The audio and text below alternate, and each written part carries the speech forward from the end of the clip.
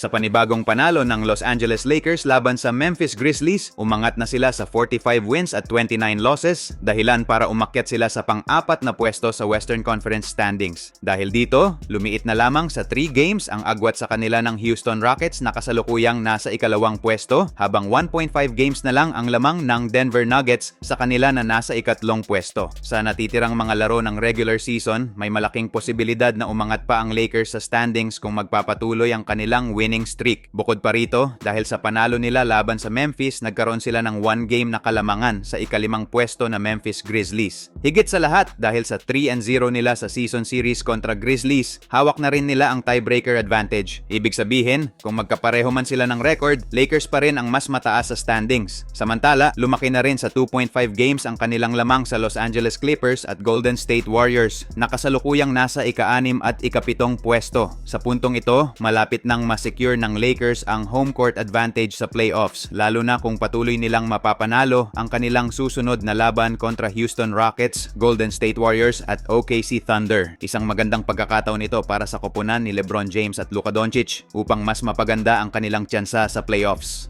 Samantala, isa nga sa mga dahilan ng kanilang pagkatalo sa mga nakaraang laro ay ang kanilang mahinang depensa, lalo na sa kanilang front court. Kanina nga din sa naging laban sa Memphis Grizzlies ay kita nga sa laro ang malaking problema ng Lakers sa kanilang front court. Kaya kinakailangan nga na gumawa agad si Rob Pelinka ng solusyon dito. Maliban sa paghina ng kanilang depensa, isa rin sa mga usaping kailangang pagtuunan ng pansin ay ang hinaharap ng kanilang dalawang two-way players, sina Trey Jameson at Christian Coloco, lalo na't patapos na ang kanilang mga kontrata.